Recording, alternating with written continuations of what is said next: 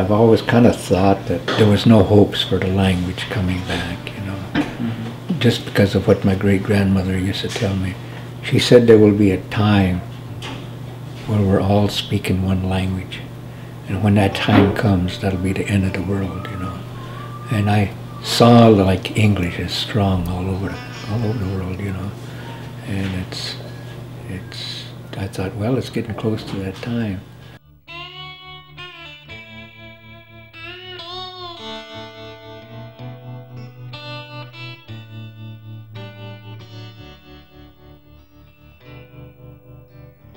"35 years ago, there was a couple of us that were on a tribal council at that time, talked about preserving our language. How can we do this?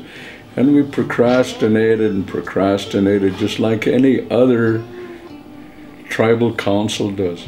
Like I said, in the year 2000, I came back here I was working as a cultural director. And at that time, we really didn't have any funding of any kind, and the tribe had a few dollars, so they hired me to be the cultural director. Finances started coming in, and I remember one of the young men, J.R. Bluff, who is my assistant right now, was working with the Camas. Was working with the Camas path over on the other side of the river. Francis Kluya kind of started talking to me, and then I ended up taking an assistant position with him. And basically that's where I've been probably since 2000. So it's been, geez, 11 years. And my first 5 years with him, we were just kind of doing cultural things, activities, you know, little things, little research stuff, picture type stuff. It's just like Lone Ranger and Tonto. I'm the Lone Ranger and I needed my sidekick. And so I used JR as my sidekick. I wanted somebody that I could raise, or somebody that I could use, and I figured he was the right person for it because he was hungry to learn.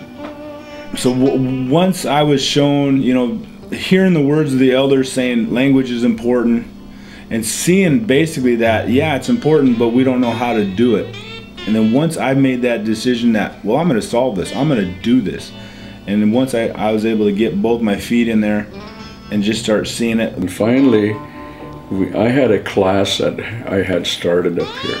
And just like every other class, there was not really any curriculum that was developed to do, you know, there was not really a plan of action. We looked around. I went over to the Flathead Reservation. There was 3 different programs over there. I went to the Spokane tribe, and I went to the Colville tribe, just to find out what they were doing. We mulled it over, kept talking about it, and then that same year, 2001, I believe, we started our drum group, which we called Frog Island Singers, and LaMere Wiley was singing with us.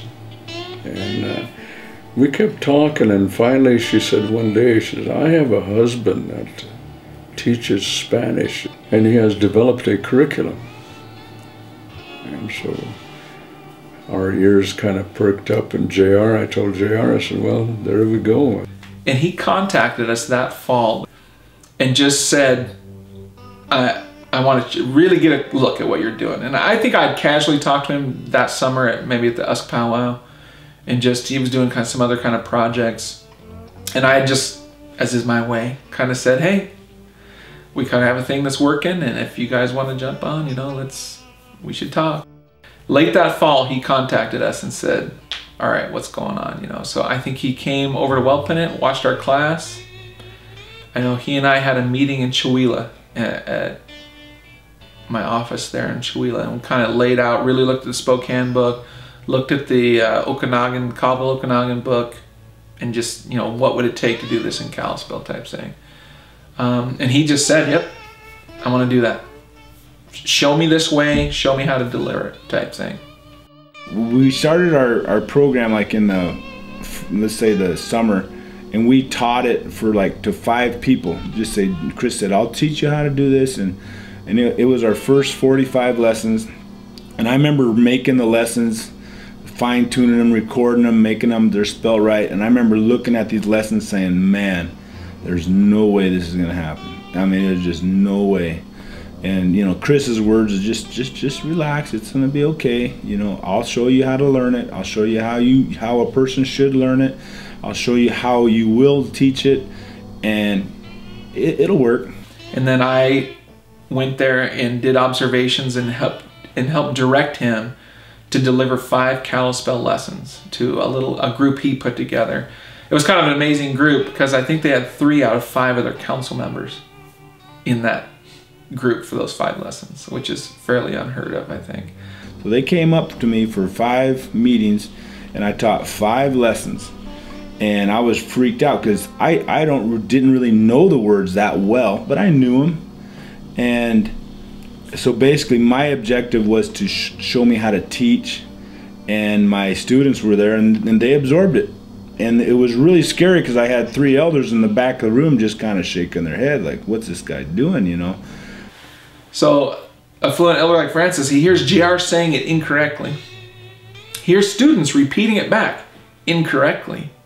And there's this sense like, oh my God, like this is how they're going to speak,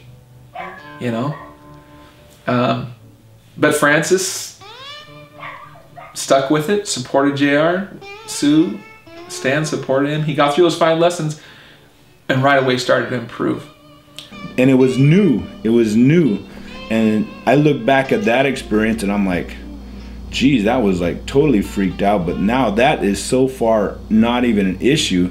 We continued building the lessons until we had 45 Kalispel lessons, the first book complete.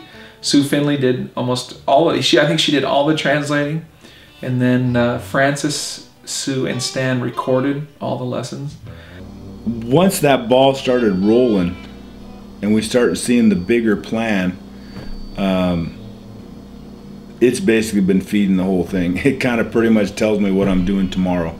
The program's in place, the words are there, we got everything you need to learn it, and we have people that can emulate the teaching rather than just reading how to do it and then actually doing it.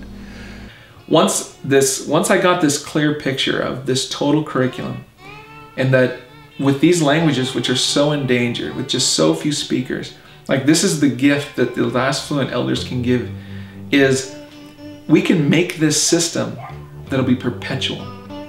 So that anytime somebody says, I want to learn that language, I want to raise my kids in that language, we'll hand them this gift from the elders, and they can do it no matter what. There's hopes. I guess we can expand our lifetime here on Earth as Native people.